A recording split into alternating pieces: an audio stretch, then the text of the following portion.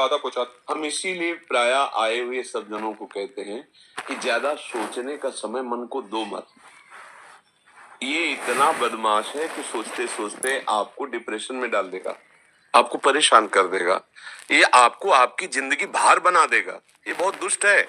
जब तक सुधरता नहीं, सुधर जाए तो इंद्रियाणाम मनस्यास्मि, ये भगवान बन जाएगा, यही भगवान हो जाएगा।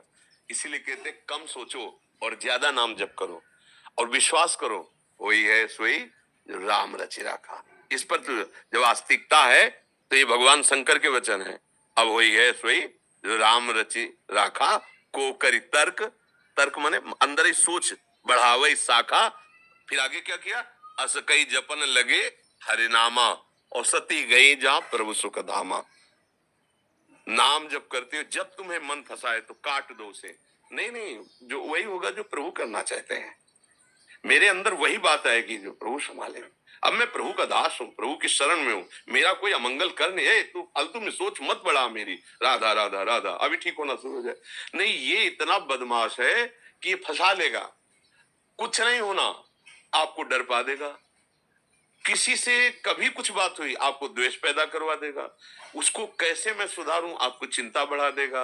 उसे कैसे मैं भोगूं, आपको लालायित कर। ये बहुत बदमाश है, ये बिगड़ैल है, इसको सुधारना है सत्संग के द्वारा प्राप्त शास्त्रीय शब्दों से और नाम जप से।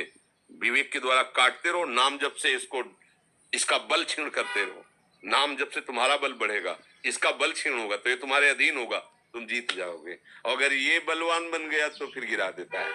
देखो, ये किसी भी जगह मतलब इतना निकृष्ट है कि तुम फाइनल में नहीं आ सकते कि कितना निकृष्ट है। ये पूज्य लोगों का अपमान करा सकता है, ये पूज्य संबंधों में गलत आचरण करवा सकता है। अच्छा तो अब आप उसी समय काटो ना इसे। नहीं नहीं नहीं नहीं, इसको दबकाओ। तुम्हारे बिना दस्तखत के कुछ नहीं करेगा। ये करेगा तभी जब आप इससे हार जाएंगे और दस्तखत कर देंगे, ठीक है अच्छा कर लेते हैं, बस फिर ये आपको गिरा देगा। तो नाम जप करो और इसकी बात को पहले विचारो कि ये ठीक सलाह दे रहा है या गलत। ठीक है तो उसमें सोचिए और शास्त्रीय पद्धति से चलिए, और नहीं ठीक है तो बिल्कुल नहीं सुनना, ना कर दीजिए। और ज्यादा आगे क्या होगा उसके लिए भगवान पर छोड़िए। अच्छे कर्म कर रहे हो, हानि नहीं होने वाली। बुरे कर्म कर रहे हो, अच्छा नहीं होगा। दोनों बात समझ लो। कौन कहो कि सुख दुख कर दाता, निज कृत कर्म भोग सुनधाता। और हम आपको अंदर की पकड़ बता रहे हैं। जब हमसे कोई अपराध बन जाएगा तब ये दशा आनी प्रारंभ हो जाएगी कि वो आपको इतना सोच में डालता चला जाएगा कि आप संकट युक्त ना होने पर भी संकट का अनुभव करेंगे, भय का अवसर ना होने पर भी आप भयभीत रहेंगे। आपके अंदर एक अनजाने में शोक व्याप्त रहेगा। आप जान नहीं पाएंगे कि शोक क्यों है, क्योंकि अपराध बन गया है।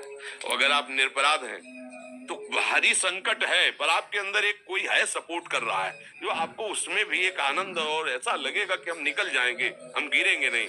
इसलिए सबसे प्रार्थना करते हैं, जो गलत कार्य है वो हमसे भूल के भी नहीं होने चाहिए।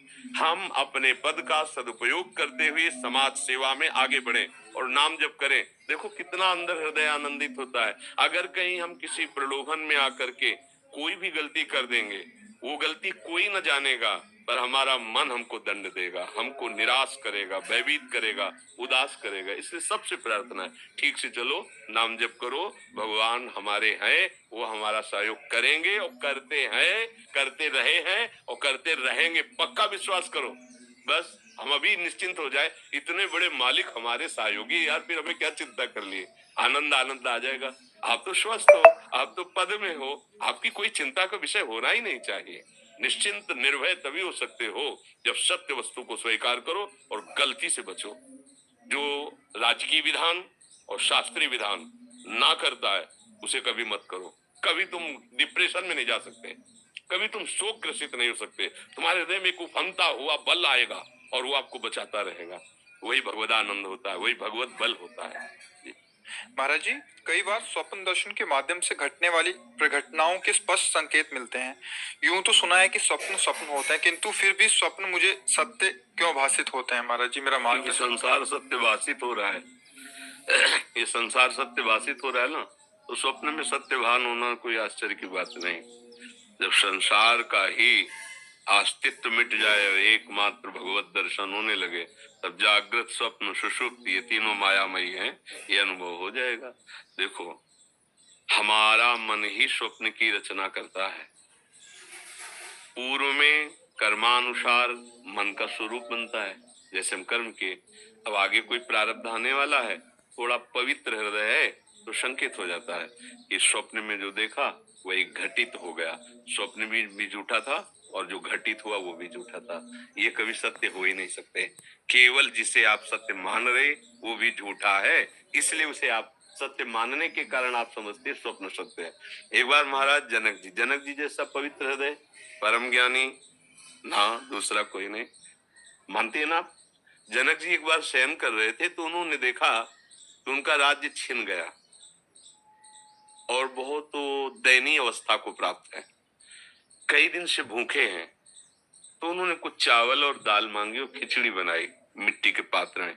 इतने में दो सांड लड़ते हुए आए और खिचड़ी मिट्टी में मिल गई। अब वो भूख से व्याकुल इतने हुए कि आंख खुल गए। आंख खुली तो देखा राज महल, उसमें दिव्य शैया। तो कहा ये सत्य कि वो सत्य? ये वैभव स्वप्न में नहीं था, अभी कुछ क्षण पहले। जो अभी स्वप्न था वो जगने में नहीं है, तो ये सत्य कि वो सत्य?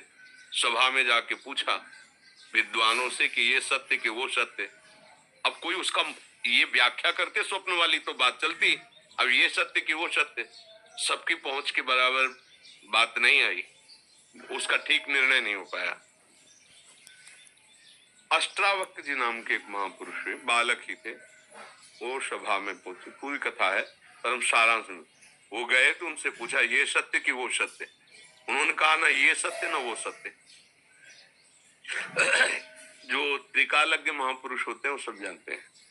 तो उन्होंने कहा जब तू स्वप्न में था, जनक जी के गुरु हैं, कहा जब तू स्वप्न में था तो तेरा राज्य वैभव नहीं था उस समय, और जब तू राज वैभव में आया तो स्वप्न में जो था वो नहीं था। जब एक ही क्षण में झूठा हो गया तो ये सत्य कैसे हो सकता है? ना ये सत्य ना वो सत्य। जो सत्य है उसका मैं तुम्हें बोध कराता हूँ। उन्होंने अष्टावक्र नाम की गीता का उपदेश किया, अष्टावक्र गीता नाम ग्रंथ का उपदेश किया। तो सखी बात तो ये सत्य है कि न ये सत्य है और न वो सत्य। भगवान शिव की जैसा कोई ज्ञानी वो कह रहे उमा कहूं मैं अनुभव अपना, सत हरि भजन जगत सब।